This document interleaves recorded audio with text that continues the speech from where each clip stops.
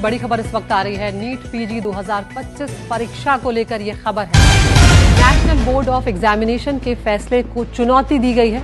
याचिका पर supreme court ने नोटिस भी जारी कर दिया है। सुप्रीम कोर्ट ने केंद्र सरकार को इस मामले में नोटिस जारी किया है। नेशनल बोर्ड ऑफ एग्जामिनेशन और नेशनल मेडिकल कमीशन को भी नोटिस दिया गया है।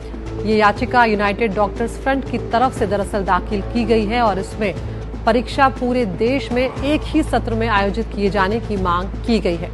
एक हफ्ते के बाद सुप्रीम कोर्ट इस मामले में सुनवाई करेगा। तो नीट पीजी परीक्षा को लेकर ये खबर है जिसमें नेशनल बोर्ड ऑफ एग्जामिनेशन का जो फैसला है उसे चुनौती दी गई है।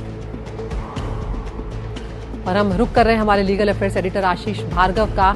आशीष, ये याचिका यूनाइटेड डॉक्टर्स फ्रंट की तरफ से दाखिल की गई है, क्या कुछ उसमें कहा गया है और क्या अब आगे बढ़ता हुआ दिख रहा है ये मामला?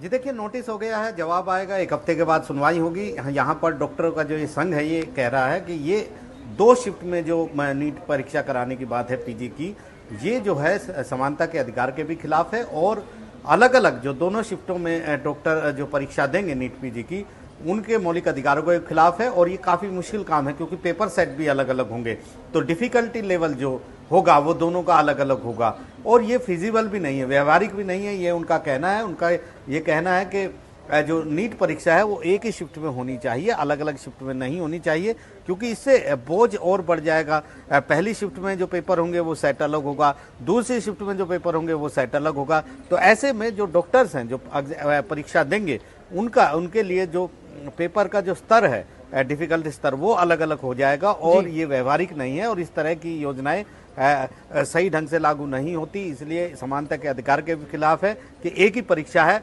लेकिन 2 शिफ्टों में है और दोनों में अलग अलग पेपर हैं, तो डॉक्टर्स को अलग अलग पेपर देने पड़ेंगे। तो ऐसे में उन्होंने मांग की है कि एक ही परीक्षा होनी चाहिए। 15 जून को ये परीक्षा है।